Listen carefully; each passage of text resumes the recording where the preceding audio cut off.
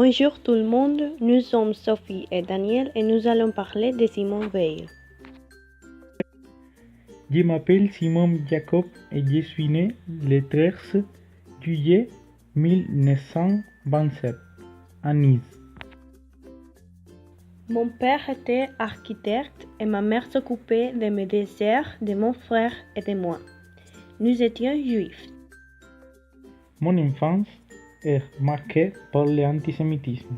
À partir des années 1930, le nazisme se développe en Europe. Ce mouvement raciste persécute les juifs. Quand j'avais 17 ans, je suis déportée avec ma mère et ma sœur dans le camp d'extermination de Auschwitz en Pologne.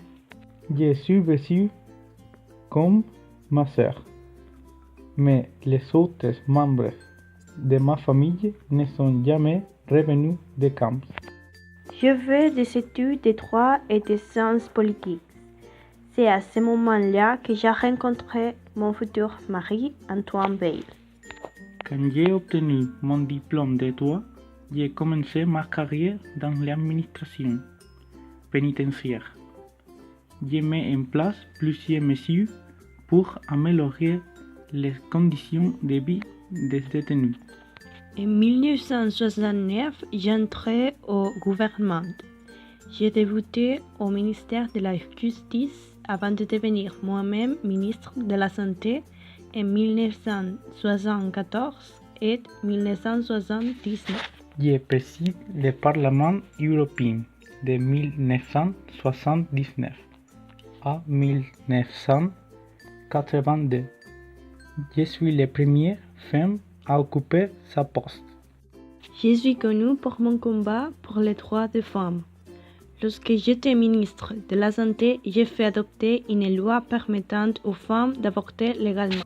Depuis 2010, je suis membre de l'Académie française d'où la mission est de défendre la langue française et de rédiger le dictionnaire de l'Académie française. En 2007, j'ai publié une autobiographie intitulée Une vie qui s'est vendue à plus de 550 000 exemplaires dans le monde. J'y raconte mon enfance et mon parcours politique. J'ai toujours aimé lire les grands classiques de la littérature française, mais aussi les auteurs modernes.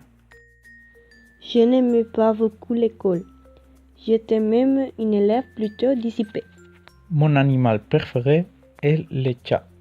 J'ai toujours eu des chats à la maison, principalement des angora.